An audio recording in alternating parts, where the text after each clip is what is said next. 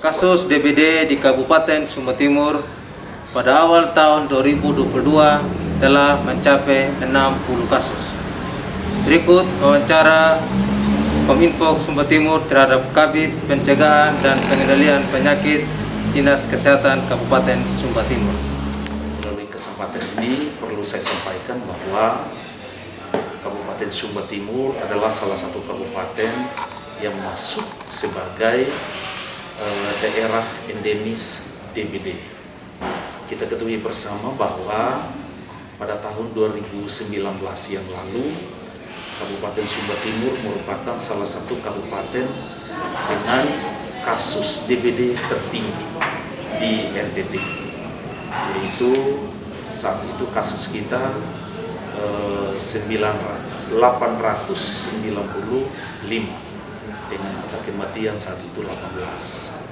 Kemudian beranjak pada tahun 2020 kasus kita sudah semakin menurun dan tidak ada angka kematian. Begitu pula 2021. Angka kejadian DBD kita juga rendah dan tidak ada kematian.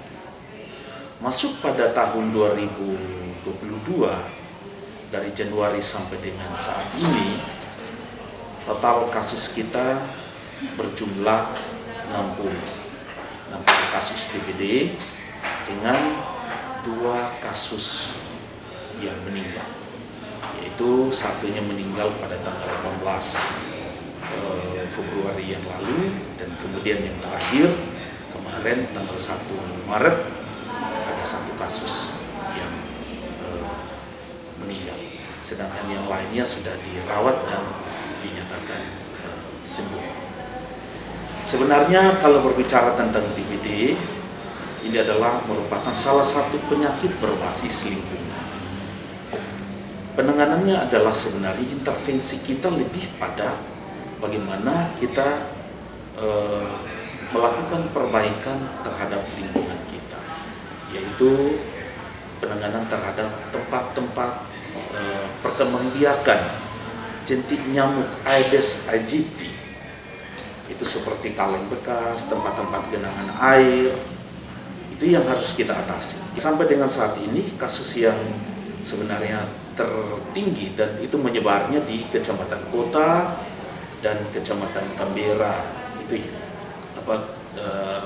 penyebaran di 2 kecamatan yang tinggi, termasuk juga di Pandawai, dan ada beberapa juga di kecamatan yang lain dengan kasusnya memang tidak setinggi atau tidak separah di Kecamatan Kota maupun Kecamatan Kambera. Untuk itu maka melalui kesempatan ini sebenarnya kami mengharapkan agar kita semua, seluruh lapisan masyarakat, kita saling bahu-membahu untuk melakukan langkah-langkah, yaitu penerapan atau kita mengimplementasikan yang namanya 3M.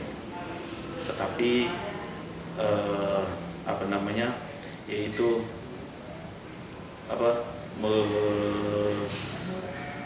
menguras, mengubur, dan kemudian yang satu ini ya, pada prinsipnya semua yang terkait dengan tempat-tempat perindukan nyamuk itu kita harus mengamankannya, harus ditiadakan, harus dimanipulasi sedemikian rupa. Hasil yang kami temukan di lapangan bahwa perkembangbiakan nyamuk ini juga tidak hanya cuma di kaleng-kaleng bekas. Yang di kota ini lebih banyak ada pada ban-ban bekas. Ban-ban bekas itu paling banyak, itu sudah kami coba pantau ke sana.